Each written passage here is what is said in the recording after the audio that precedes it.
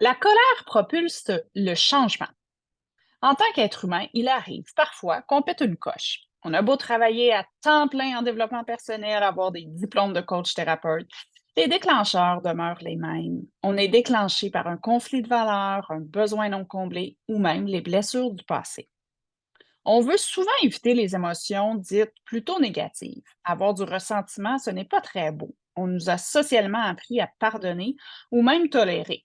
On nous a même enseigné à tendre l'autre joue quand on nous frappe. Sérieux?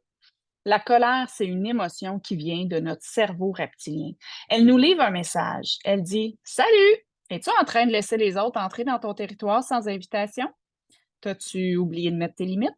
As-tu encore en train de passer les besoins des autres avant les tiens pour plaire, pour être aimé ou même pour ne pas passer pour la méchante?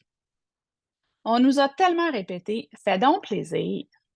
Et si c'était à moi que j'avais envie de faire plaisir? Parce que quand je ne respecte pas mes besoins et mes valeurs, souvent par manque d'amour de moi, je finis par exploser de colère car c'est assez.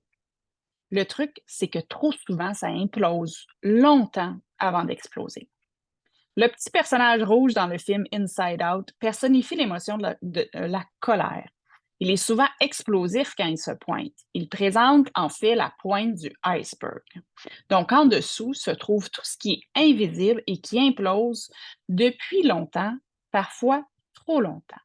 Et le truc avec le personnage de la colère, c'est que quand il commence à vomir tout ce qui a été accumulé, il a parfois tendance à vomir le reste du iceberg au complet et plus rien ne l'arrête. Il ressort des histoires du passé qui remontent parfois jusqu'à Adam et Ève sans avoir de lien et on comprend même pas d'où ça sort. Puisque c'est l'opportunité de sortir le trop plein, trop longtemps refoulé, comme une ballonne qui dégonfle rapidement de tout son air, ouf, la satisfaction instantanée. Mais ce qui arrive après, c'est que le regret et la culpabilité embarquent. Et ça fait une nouvelle implosion. Alors, comment gérer la colère? Eh bien non, ça ne gère pas la colère. La colère, ça s'accueille parce que c'est une pulsion biologique. Une émotion, ça s'accueille. Ensuite, c'est notre réaction qu'on peut gérer.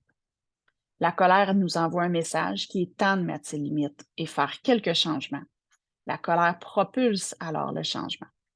Et toi, as-tu tendance à gérer ou digérer tes émotions?